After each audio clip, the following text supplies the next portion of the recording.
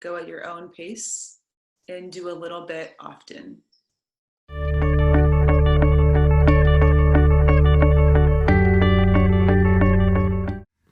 Hi, friend. I'm so glad you're here today. I have an incredibly special interview to share with you. I interviewed Megan Spears, who's a yoga teacher with many years of experience and so many trainings that I won't even attempt to rattle them all off to you. Check the text to make sure that you look at all the trainings she has had and all the different levels of certifications that she has. But the most exciting thing I want to share with you is her transformation and how she's thought about marketing. So when I first met Megan several years ago, she felt that ickiness when it comes to marketing. But today, as she talks to you, you're going to see that confidence in her marketing come out. I asked Megan if I could interview her because I have seen the transformation firsthand. Not only is she a group coaching client of mine, I've also worked with her one-on-one, and she has become a very dear friend of mine. It is just remarkable to have seen this transformation, and so I knew I had to interview her. She says it much better than me, so let's get right into the interview. Thank you so much, Megan, for being here today. Thank you for having me, Amanda. So tell us a little bit about you and how you got started as a yoga teacher. I started taking or watching yoga classes and practicing along yoga classes on a TV show when I was a teenager. And I know, isn't that fun? That And is fun. I loved it so much. I was a cheerleader at the time, and I was already conditioning in the summer. So when I would visit my dad, I would watch the yoga, Namaste yoga on Fit TV and practice along with it.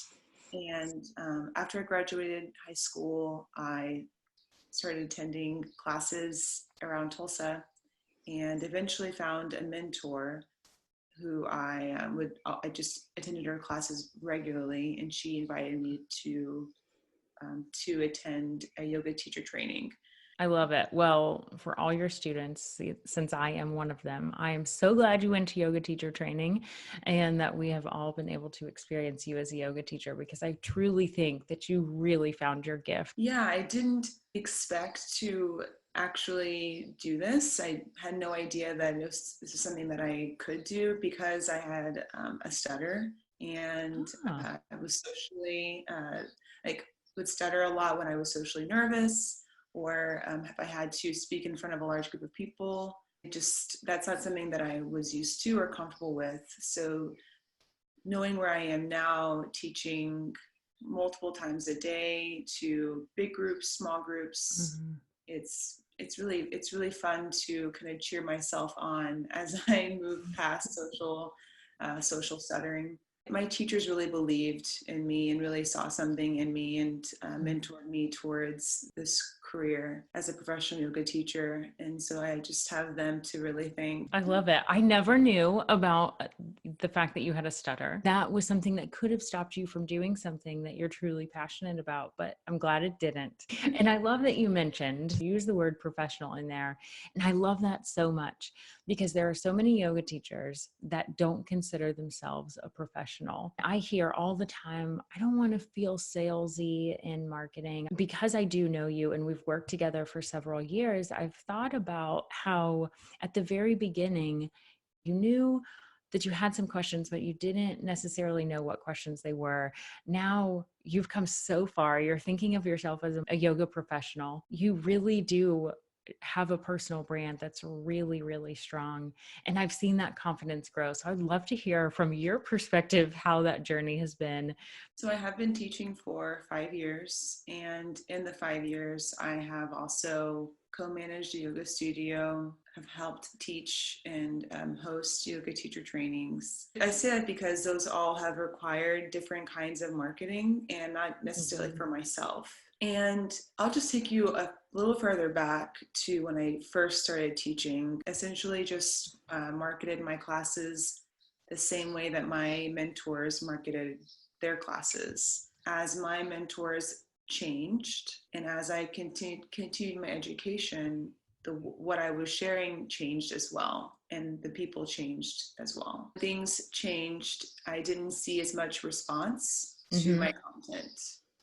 Oh, that is interesting. So when you changed from talking about this in this way, your followers, the people who were following you on Instagram were kind of probably like, what? Mhm. So they didn't engage quite as much. That makes a lot of sense. Mhm. So there was less engagement on social media. There were less people in my classes as well.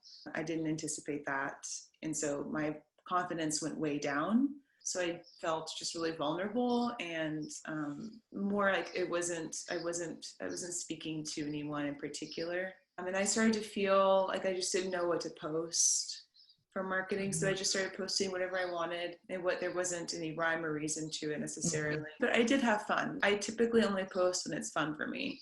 Throughout this whole experience of marketing, not marketing, it's always just been like, I'm just sharing what I want to share. Even to now, I have a better idea of what I'm sharing and who I'm sharing it with. When it really comes down to it, it's when it's fun, that's what I want you to do. If you feel the resistance to anything, it's like probably time to take a break or reevaluate what's going on. And I love that you did that naturally. I didn't have to share that with you. You did that by yourself, but you've never walked away from that. Even when I've said, I want you to post this many times or about this thing, you still allow it to be fun and you have fun with whatever is going on in your business, whether it's marketing a workshop or talking about what you had for breakfast. Your support in having like, here's how you could schedule it. Here are very specific things you could do. Mm-hmm. And me saying, well, I don't really want to do any of that. And you saying, okay. You know? Yes. Just like letting me have my process. Mm-hmm. I really appreciated that in our time together. You've done it. I mean, it's all you. And I love that we're talking about that today because I think that's aided in your confidence in marketing yourself because you've allowed yourself to do what feels right. If I do too much for someone else, then it won't really come from my heart.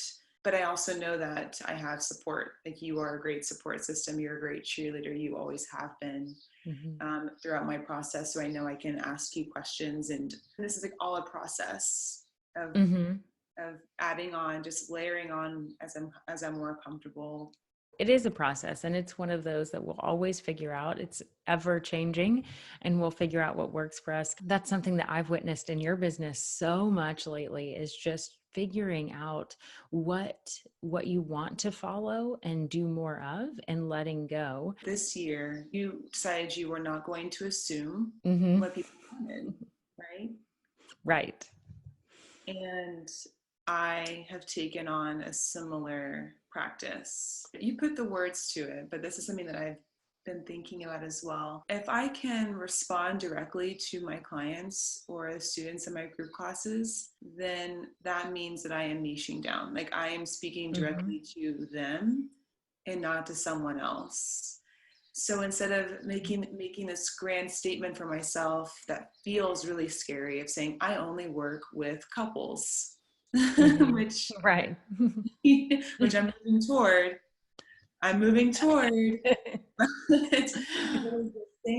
Instead of saying that out loud, what I'm doing is I'm just speaking to the people that I directly work with, and I'm making content directly for them and posting it, little bits of it. And then as I do that and become more comfortable with that and see them responding to it, then I can more directly say out loud, this is who I work with. I'm letting it That's be a awesome. process. Yeah, how you have created a process is really interesting to me in that you just started creating the content for your clients, which I will bring up the fact that there was a day that we were talking and you were like, it clicked. It clicked. All I have to do is create content for my clients. And that is really what it boils down to, creating content for your client, for your person that you want to work with. Exactly. It's so fun for me. Then I can respond directly to them. I don't have to make assumptions over what I think someone may want, because the deeper I get into my practices or my training, the less Mm-hmm. I'm able to see from a student's perspective. So I have to ask them. I Mm-hmm. have to really utilize what we've been doing in our sessions and then go from there. Like, what's helping them engage, what's helping them feel have more fun or balance in their sessions, what Mm-hmm. is creating the transformation and the meaningful transformation for them. and how can I put that somewhere where they can come back to it and look at it on, so like on Instagram, or look at it on the website, look at it on in my email list, on a blog. It's a reminder for them, like a positive feedback loop. Yes. Oh, I love thinking about content like that. It's just a place for your clients to go back and have that information. That's a wonderful way of looking at content. And I'm glad that we've been along this journey at the same time of not making any assumptions. It's really interesting the moment that we stop, slow down, and actively listen. It's so hard to do that. That seems so simple, but it's actually incredibly difficult. I want to be surprised. I let myself be surprised by what someone needs, or will help them. There are so many people watching this that are where you were a few years ago. What's some advice that you would give someone who's feeling a little overwhelmed with the idea of marketing themselves as a yoga teacher and creating a brand? And when they're sitting in that discomfort of, that doesn't feel good, like that feels a little icky to me, what would you say to them? I would say go at your own pace and do a little bit often. It's like a mental conditioning, and it's also a habit to cultivate. Just like a writing exercise, writing every day, or meditating every day, or journaling. It's like they're better asking more questions of your clients. Do a little bit and go at your own pace. I love that advice. Do a little bit often. That's so great. And I'll say one more thing. Yes. Pick your brand colors, because it's so Yay! fun. Just decide, like, why do I like this color? Why do I want this color? And see what that means for you, and let that be a theme throughout your online stuff. I love it. I love it so much. It is a lot of fun. And then it makes a lot of things easier. I don't know about you, but I think that when it comes to taking pictures for Instagram specifically, or, designing something when I'm using Canva, like, it's so easy that I have pretty much one color. Absolutely. And I think I've seen you do this, where you've asked your followers, what are 3 words you would use to describe me? And look at the words that are the most consistent. See what colors are associated with those words. Like what colors do you associate with those words? And then just try it on. You might literally try on the color and see how you feel.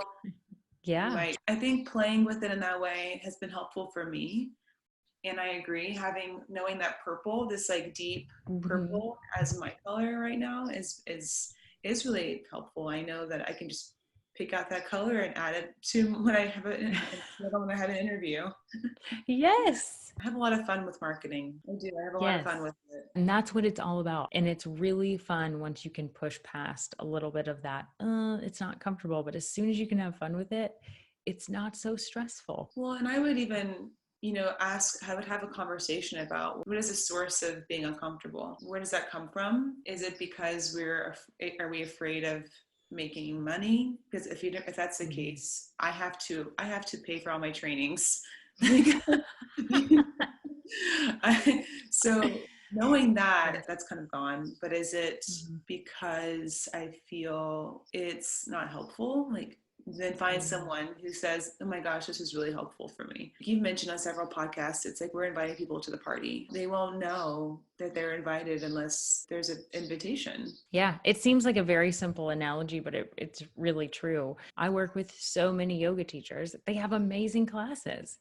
You put so much energy and effort into creating an amazing class or an amazing private session. But if no one is there, they cannot enjoy that awesome party that you've created. And so I just encourage people to invite people to the party, which seems like so much more fun than marketing, but it's the same thing. And you have to invite people to the party to help them. Yeah, absolutely. I agree. And I think making it as fun as possible, and having a coach, like having you as a coach, has been invaluable. I think also, I'll say this too, hearing the words often, like listening to marketing podcasts, listening to you and have your discussion, letting it be a part of a normal part of my vernacular, and letting the words be easy, helpful too. It kind of takes away any of that, the possible like ickiness of being salesy. It doesn't have to be there. That's so good. I think that's true about so many things. The more we talk about different yoga poses, that's how we learn. That is all such good advice for the yoga teacher who's not feeling comfortable right now and wants to be where you are right now. That was such great advice. So thank you so much. I appreciate you being here today. Tell us where everyone can find you. Thank you. My Instagram is Megan Spears Yoga. My website is www.meganspearsyoga.com. And the Megan Spears Yoga is also my business page on Facebook.